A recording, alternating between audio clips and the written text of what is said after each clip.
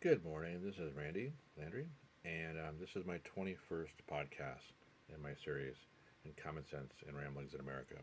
Today I'm going to be discussing some Supreme Court reform, and I've written an article on the subject, so I'm going to read some of the excerpts from that. The article is an extremely long article that I posted. There's a lot of information on it and about the Supreme Court and the reforms that need to be done or are they're trying to do that are going to be hurtful or harmful to our country.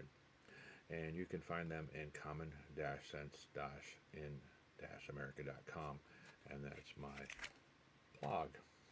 So I'm going to start right off by reading some excerpts from this article that I wrote. The first question we can ask is, does the president have control of the Supreme Court? The president is not mandated to carry out the orders of the Supreme Court. The Supreme Court does not have any enforcement power. The enforcement power lies solely with the executive branch. Thus, the executive branch can take a check on the Supreme Court through refusal to execute the orders of the court. The second question, what is the president's role with the Supreme Court justices? In relation to the Supreme Court, the judicial branch, one of these instituted checks is that the executive branch, the president appoints Supreme Court justices who are in turn confirmed or rejected by the Senate, the legislative branch. The third question to be asked, can the president change the number of Supreme Court justices? The president, however, does not make the final decision. The number of justices on the Supreme Court is not set by the Constitution, but it is determined by Congress. And when a party controls the presidency and the Congress, the chances for altering the number of justices increases. Now that we've answered some basic questions about how the executive branch and the judicial branch interact with each other, let's discuss some issues we currently have. The Supreme Court's refusal to help Donald Trump change the result of the 2020 election should come as no surprise for the very reason the president hoped to win the case. The court is conservative. That means the three justices who owe their seats on the nation's highest bench to Trump, as well as others nominated by Republican presidents, profess adherence to the Constitution and the precise text of federal statutes. They don't just make stuff up. So in Texas, backed by Trump and a cadre of Republican state attorneys, generals, and members of Congress, asked the court to block election results from Georgia, Michigan, Pennsylvania, and Wisconsin, it stood no chance of prevailing. The hallmark of conservative jurisprudence is respect for established law, said McConnell, director of the Constitutional Law Center at Stanford Law School and a former federal appeals court judge appointed by President George W. Bush. No one should be surprised that the justices, like the Trump-appointed lawyer court judges in these elections, followed the law. Texas lacked legal standing. This is one of the reasons. It has not demonstrated a judicially cognizable interest in the manner in which another state conducts its elections, the court said in its brief. The state sought to leapfrog the lower courts by framing the case as one in which the Supreme Court has original jurisdiction. Principles of federalism dictate that states decide for themselves how to run their elections. Governors already have certified the votes, making the challenge tardy if not moot. Millions of voters could have been disenfranchised if their legally cast ballots were discounted. Texas is asking the Supreme Court to take up a case in which it would have to find its own facts, in which it isn't remotely obvious why Texas is the right plaintiff, and in which time is of the essence, said Stephen Vladek, an expert on federal courts at the University of Texas School of Law. The posture in which the factual and legal arguments were presented necessarily make it impossible for those arguments to be taken seriously, even by the justices who might otherwise have been inclined to do so. Associate Justice Clarence Thomas and Samuel Alito, for instance, have urged the court to exercise more often its authority to hear disputes between states without requiring them to start in lower courts, but the Supreme Court still has discretion to deny outlandish requests. Thomas and Alito said Friday they would have granted Texas' request to make it his case, but would not grant other relief. Get the Coronavirus Watch newspaper in your box. Stay safe and informed with updates on the spread of the coronavirus delivery. They may be conservative on legal and social issues, but they recognize that Texas's claim was political. They may be conservative on legal and social issues, but they recognize that Texas' claim was political theater, not a valid legal action. That it would be impossible for the Supreme Court to serve as a trial court to evaluate allegations of election fraud in multiple states, said John Bellinger, who served during Bush's administration as legal advisor at the State Department. To have taken the case would have delayed the transition and caused a constitutional crisis. What sets the justices and other federal apart from electoral officials is their life tenure, which insulates them from political pressure. While scores of GOP officials saw political benefits in siding with Trump, judges and justices had no similar reasons. Politicians will sometimes take truly awful positions on legal issues for political reasons. Judges have a different structure of incentives, said Ilya Suman, a law professor at George Mason University's Antonin Scalia Law School. They don't have the same need to cater to a political base or to the whims of Donald Trump, and they have stronger incentives to care about the precedent they are establishing. Thus, it was that when Trump's lawyers urged the Supreme Court this year to block Congress and New York prosecutors from gaining access to the president's financial records. Associates Justice Neil Gorsuch and Brett Kavanaugh, Trump's first two nominees, agreed that the president is not immune from criminal investigation. Trump's third nominee, Associate Justice Amy Coney Barrett, assured the Senate Judiciary Committee in October that she would not be beholden to Trump if called upon to weigh in on the election. I certainly hope that all members of the committee have more confidence in my integrity than to think that I would allow myself to be used as a pawn to decide the election for the American people, Barrett said. Similarly, Associate Justice Ruth Bader Ginsburg and Stephen Breyer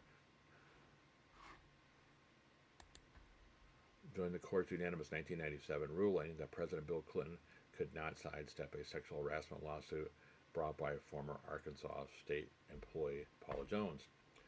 To be sure, justices may often have views on legal subjects that lead them to understand that law one way or another, said Eugene Volko, a libertarian professor at UCLA School of Law. But they try hard to honestly apply their understanding of the law without regard to which political figures will benefit from a decision. Jonathan Adler, a professor of Case Western Reserve School of Law, put it succinctly. Law matters, he said. Judges are not politicians in robes.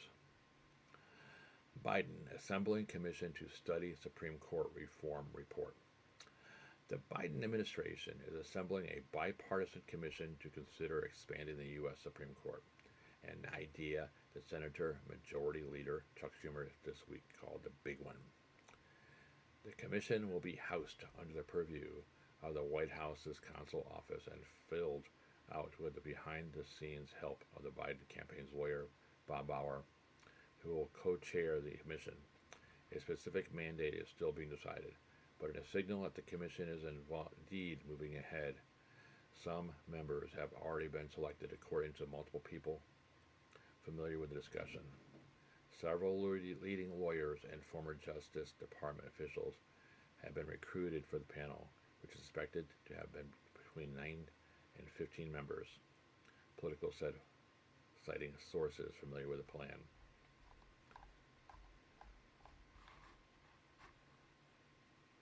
So President Biden has put together this commission to come up with a report in 180 days, he said. So we'll see. Should we restructure the Supreme Court? The death of Justice Ruth Bader Ginsburg and President Trump's determination to put a successor in place quickly has focused new attention on the Supreme Court. In a recent presidential campaign, Republicans, more than Democrats, have made selecting federal judges, especially Supreme Court justices, a top issue. Some Democrats are talking about enlarging the court if the Senate confirms a Trump nominee, and Democrats take control of the White House in both legislative chambers. Earlier in the campaign, some Democratic candidates proposed changes to the size of the Supreme Court and the tenure of its members. Congress hasn't changed the court size 9 justices since the mid-19th century.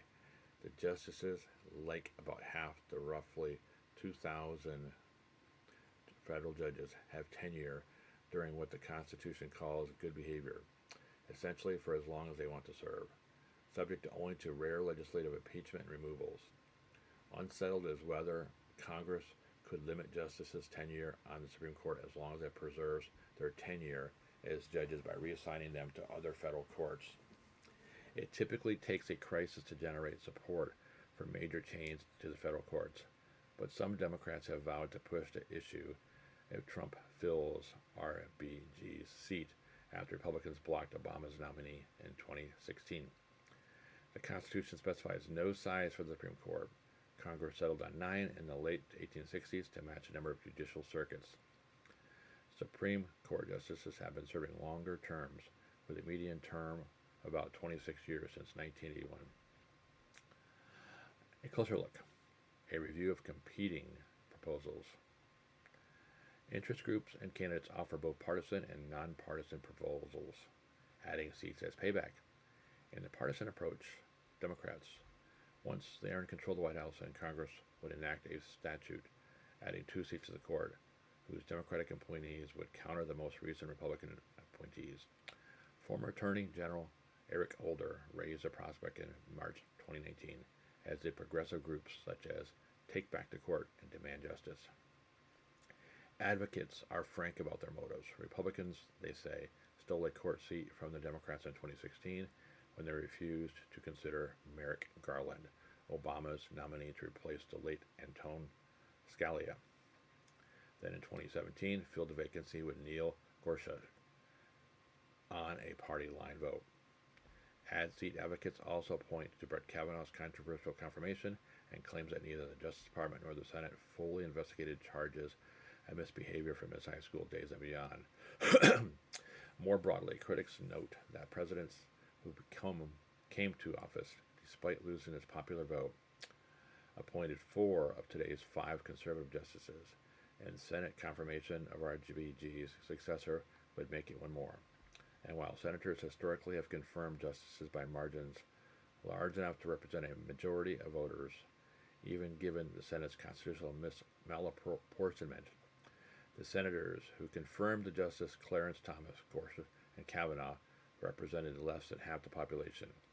A court so constituted would arguably face a legitimacy crisis were it to start overturning legislation enacted by a popularly elected Democratic president and Congress. A Supreme Court of 15 justices. Other proposals have at least a veneer of nonpartisanship. They reflect an attitude of do something about the court, sort of a partisan restructuring. Former South Bend Mayor Pete Buttigieg, a contender for the Democratic nomination in 2020, proposed a Supreme Court of 15 justices, borrowing from a draft law review article. He suggested 10 justices divided equally between these affiliated with one or the other of 2 major parties. These 10 would select 5 more. That arrangement, he claimed in the October Democratic debate, would depoliticize the court, adding that we can't go on like this, where every single time there's a vacancy we have this apocalyptic ideological firefight over what to do next. The same draft law review article also proposing a rotating 9-member court drawn by law from the 170 or so Court of Appeals judges, but this proposal has received little attention. Time limits on justices. More common nonpartisan proposals would impose term limits on justices.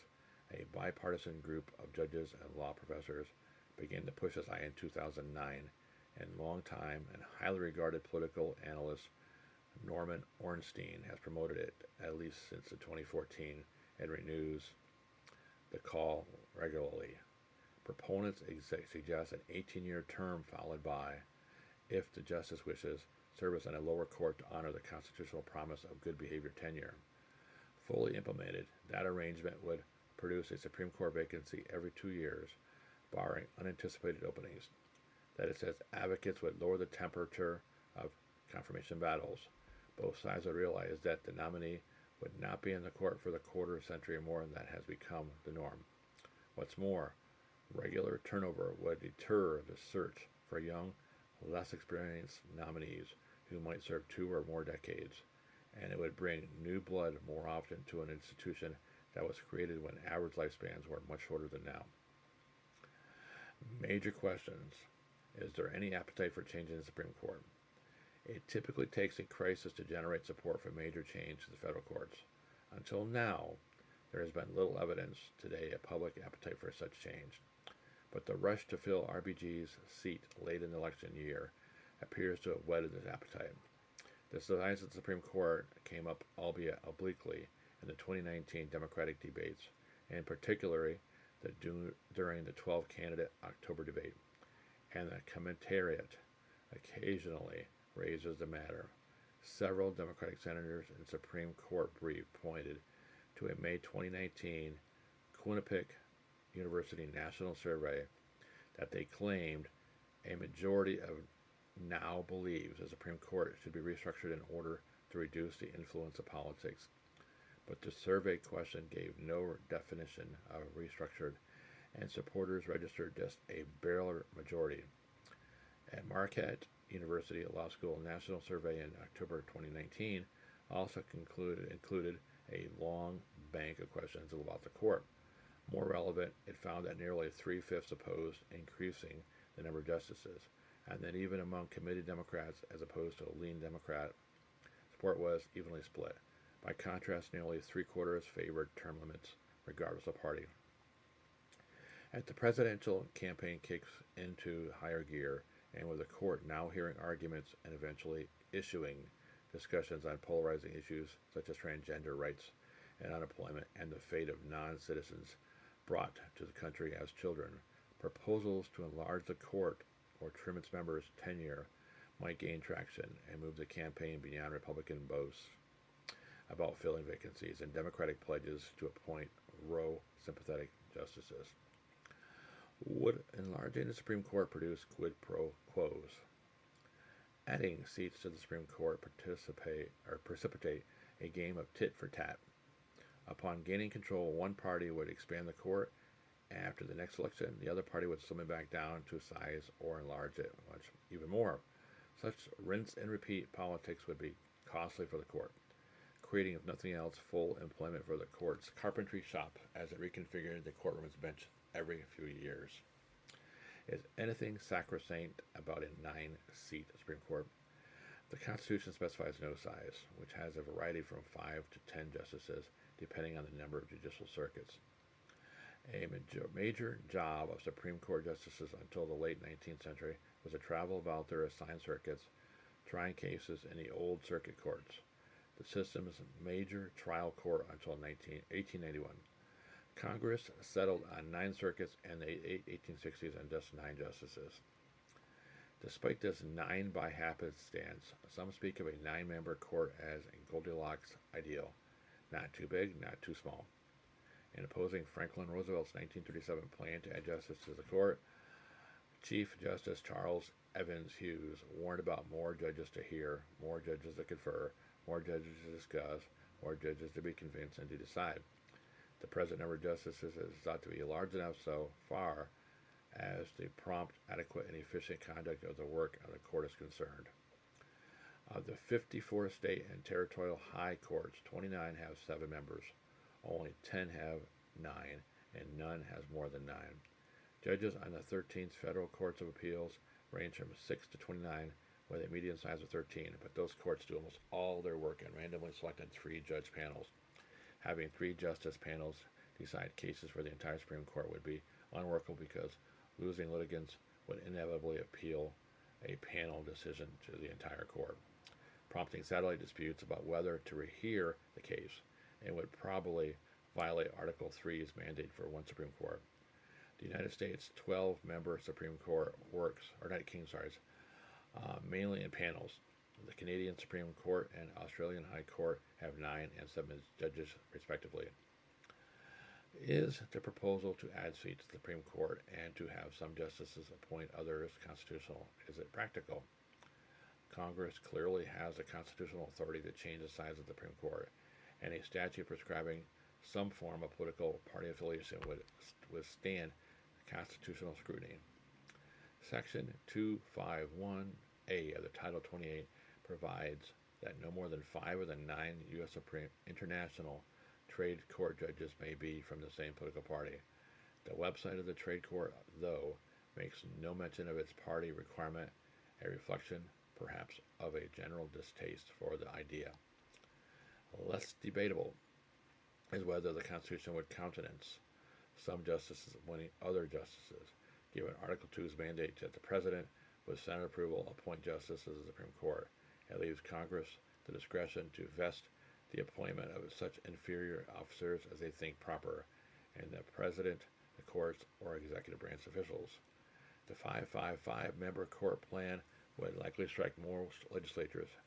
2 professors heavily footnoted pleas notwithstanding, as Ruth Goldberg, judicial machinery tinkering that would undermine lines of accountability for the justices selected by the other justices. What would term limits accomplish? Justices have been serving longer terms. This table, term limits and regular recurring vacancies might tone down the epic Supreme Court confirmation battles that have occurred roughly twice every 8 years, but they might instead make knockdown dragouts a recurring part of the political landscape. An election preceding the end of a swing justice's 18-year term could thrust a court into election year battles more intense than we have already seen. And what about unanticipated effects? Would, for example, justices whose terms are about to end be more willing to hear a case on which normally they might defer action to let the issue percolate in the courts of appeals? So I'm going to start wrapping this up. This article goes on for quite some time, and I'm not going to read it all to you. You're quite capable of reading it if you so choose. So in the last section of the main article, plus there's an addendum besides, prioritizing Supreme Court reform, Biden's Reform Commission suffers from the appearance of a revanched politics. But as its mandate and membership still aren't settled, it is too soon to say much more. Still, even if Senator Majority Leader Chuck Schumer calls Supreme Court reform the big one, it's more relevant to ask whether this agenda urgently demands the administration's attention. With luck, Biden can tackle 1 or 2 big structural issues in the honeymoon prior to the 2022 midterm elections. I don't see how partisan court packing can be one of his top priorities. In any case, it is not clear to me that judicial reform would attract secure support for the Democratic caucus. More profoundly, considering Biden's commitment to the cause of social and racial justice, it might be better to have launched a commission to explore a second round of criminal justice reform, for which there has been immense political support in the public and functional bipartisan consensus for a new policy. No one can doubt that the need on that point remains enormous, especially as regards racial injustice in Americans' judicial process. So, of course, another way for the Biden administration and Schumer to respond to Republicans' judicial advantage would be to invest the same political capital in an energetic appointments effort as Trump and Mitch McConnell did. Instead of focusing on widening the goals or adding minutes to the game clock, the Democrats might accept the rules as they are, seize their present political advantage, and work to ensure some partisan balance in the federal judiciary by single-mindedly pushing through their judicial appointments. There are reports that Biden's team is doing just that. But beating the Republicans at this game will require the Democrats to make judicial appointments a more central feature of their national political strategy. The Republicans have clearly succeeded in making the judiciary a part of their platform and political appeals in ways that the Democrats have not. It is one of the factors that keeps evangelical Christians so firmly in the Republican camp. Even as they may have doubted Trump's Christian scruples, the Republicans have a concerted and coordinated program fueled by the so-called moral majority reaction to the Warren Court's progressive jurisprudence, and then radicalized by the Democrats' success in defeating President Ronald Reagan's nomination of Robert Bork to the Supreme Court. If the Democrats' efforts to reform the Supreme Court look like an attempt to restore partisan balance to the judiciary, it's because that's what they are. That's an unfortunate and cynical concession to the polarization of the judiciary and to a brand of legal realism that is informed by a superficial approach to assessing the work of the Supreme Court. It is little more than an attempt to stuff the judicial ballot to the advantage of the Democrats. To be sure, the reform agenda is not being driven by concern for a troubling decline in the quality of American jurisprudence, and so far there is an evidence of a Trumpist capture of the judiciary that is now filled with loyalists and hacks. But beyond all this, maybe the most troubling part of the reform movement is that it is a concession by the Democrats that they can't win the contest for the heart of the American judiciary without changing the rules and changing the judiciary along the way. Well, that concludes my podcast number 21 for Supreme Court reform. Like I said, there's a lot more information on there, and it goes on and on and on. So, you guys have a great day. Don't give up the fight. Be safe. And until next week, take care.